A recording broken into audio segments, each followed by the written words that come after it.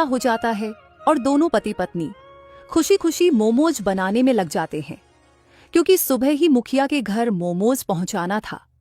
जैसे ही मोमोज बन जाते हैं, वे लोग अच्छी तरह से ढककर सोने चले जाते हैं और इधर बाहर खिड़की से खड़ा होकर घनश्याम सब देख रहा होता है।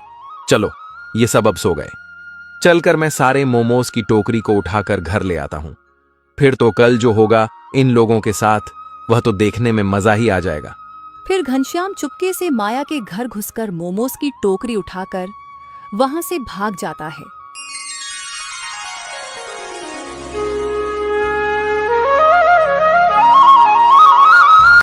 सुबह होते ही माया जब अपनी मोमोज की टोकरी को नहीं देखती है, तब वह बौखला जाती है।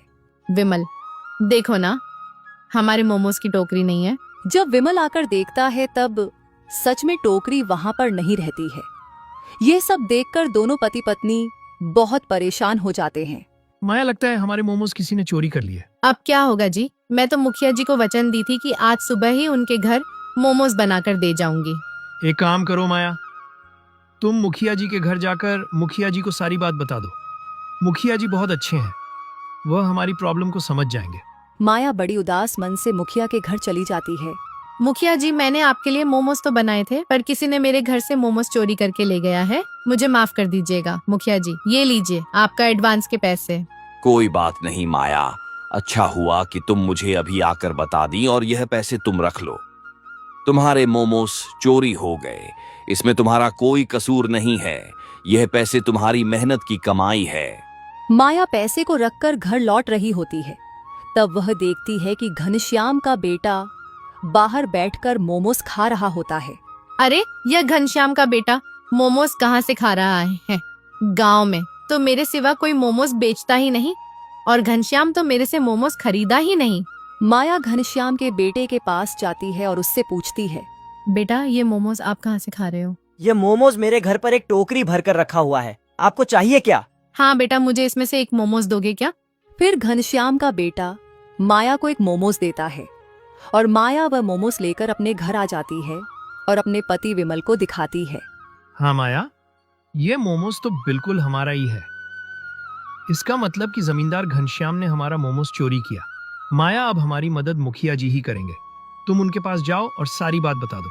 माया उस वक्त तुरंत मुखिया जी के पास जाती है और मुखिया को बताती है कि वह घनश्याम के बेटे को अपने मोमोज खाते हुए देखी थी।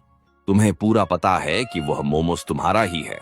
हाँ मुखिया जी, वह मोमोज मेरा ही है। आप एक बार चलकर उसकी घर की तलाशी लीजिए। मुखिया अपने 2 आदमियों के साथ जमींदार घनश्याम के यहाँ पहुँचते हैं। घनश्याम, ओ घनश्याम, जरा बाहर निकलो। आता हूं। हाँ बोलिए मुखिया जी, क्या बात है? घनश्याम, माया के मोमोज चोरी हो गए हैं। वह तुम्हारे बेटे को मोमोज खाते देखी है। उसका कहना है कि वह मोमोज तुमने ही चोरी किया है।